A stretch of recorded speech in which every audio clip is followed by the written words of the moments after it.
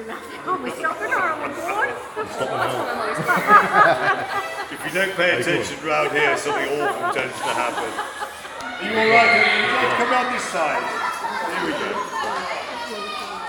My name's Igor Mortis. I am the Beamish Undertaker. I thought that you said Igor. And I'm really quite ordinary, I'm very, very normal. I've got a lovely wife. Two very, very, very precious children. My only problem is my daughter.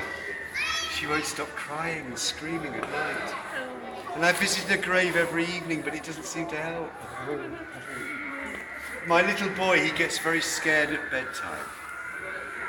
And every night he says, "Daddy, Daddy." And I go up and check and tuck him up nice and warm in bed. He says, "Daddy, could you just look under the bed and make sure there aren't any monsters?" And last night, I went up and he was tucked up in his bed sheets. He said what he always said. He said, "Daddy, just look under the bed and make sure there aren't any monsters." So I crouched down. I looked under the bed. There he was. My little boy, he was curled up in the corner like a fetus, his eyes staring wide, and he said, "Daddy, Daddy, there's something in my bed." Who likes pets? Do you like pets? I do. What pets do you like? Dogs. Dogs. This is a story about a little boy who liked pets. The thing was, his mummy wouldn't let him have any. And do you know what? The pet that Kieran really wanted, it wasn't a little dog, it wasn't a little cat, it wasn't a pet guinea pig. What Kieran wanted was a pet snake. And day after day, week after week, he'd pester his mummy and say, "Mummy, Mummy, please, please can I have a pet snake?" And over time, she gave in. Because she was a really, really loving mummy, and she knew it would make him very happy. So she said, "Kieran, you can have a pet snake so long as you promise that you'll look after it and you'll feed it and water it every day." And Kieran did, he promised. So that very afternoon, Mummy and Kieran went down to the pet shop and they bought a lovely pet snake. And they kept it in a cage at home. And Kieran really loved his snake. And over time, his mummy got to quite like it too.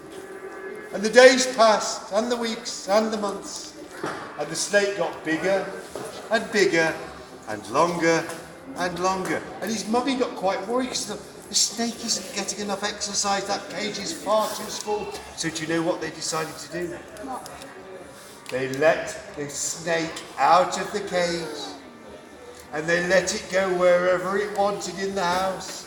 It would go from room to room, and it even slithered out into the garden because it loved rolling in the warm grass and rubbing its snaky tummy against the shoots.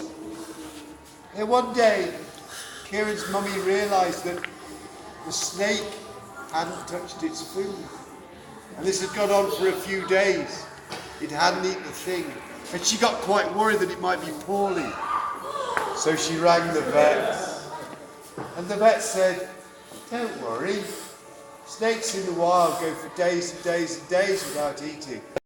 They deliberately don't eat because they're getting ready for a meal. And sometimes pet snakes, like any pets, they just simply go off the food you're giving them." And so he advised her to change the food. So Kieran did. Next morning, he put down different food for the pet snake. But day after day passed and still the snake didn't eat a thing. And that night, his mummy was in bed asleep. And she rolled over and asleep and felt something in the bed beside her. And it woke her up. There was something there. Do you know what it was? Snake. You're right, it was the snake. It was a little boy's pet snake, and by this point the snake was as long as Kieran was, and it was getting almost as long as she was. And the strange thing was, the snake just lay there, stretched out its full length, not moving, scarcely breathing, and not really wanting to have a snake in the bed every night. His mummy just picked it up carefully and took it back downstairs. Well, the next morning at breakfast, and little boy Kieran was outside playing in the grass in the garden with the pet snake. And it still hadn't eaten anything. So his mummy was quite worried and she rang the vets again. And the vet said, just give it a couple more days. And if it hasn't eaten anything, bring it in, we'll examine it and make sure it's not poorly. Oh, she said, oh, and another thing.